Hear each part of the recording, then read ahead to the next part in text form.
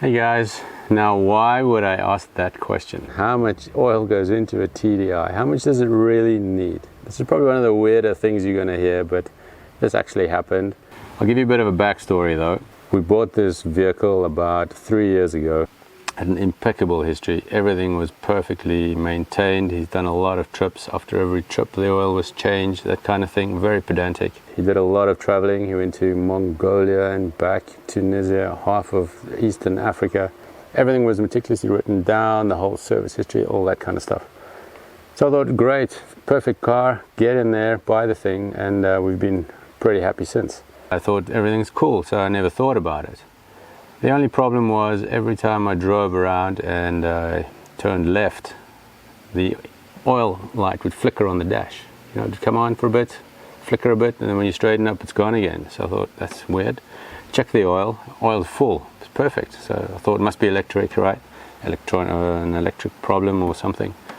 I carry on driving, and I keep checking the oil for about a year. And for a year the oil light flickers, and I check the oil every week and the oil is full, and I'm not understanding what's going on. I normally change the oil myself, but because of work pressure and we were leaving for Corsica quite soon, I decided to go to the garage and let them do the oil change the filters. And this garage is across the road from us basically, so it's pretty easy, right? Drop the car off, and they're pretty good. I mean, they do servicing on tractors. We live in the countryside here, so they know all the old pickups and the rusted old trucks, and they fix those, so no big deal with the TDI. Drop the car off, walk back, go back to work. But halfway through the afternoon he phones me up and he says, how much oil goes into the engine? So I told him 6.5 liters, man, check the manual. And he says, no, I've put in 4.5 liters, and according to the dipstick, it's full. So I'm saying that's not possible. Are you sure you've done enough oil in there, or you've put too much in? He says, no, it's on the full line, and I've put in 4.5 liters, positive. 2 times 2.5 jerry cans, and there's a bit left in the second one. So I'm saying I don't believe it. It's weird.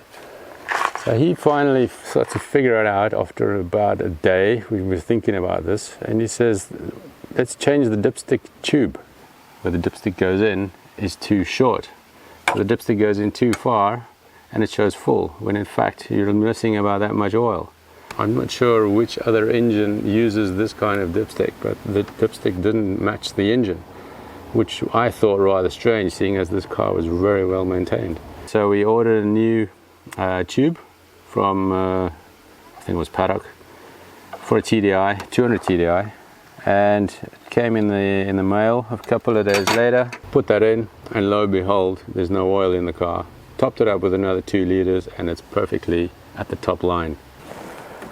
So basically my question is, I've been driving around for a year on 4.5 liters, pretty much exactly. And every time I turn the corner, maybe turn to the left, the oil light on the dashboard would flicker on.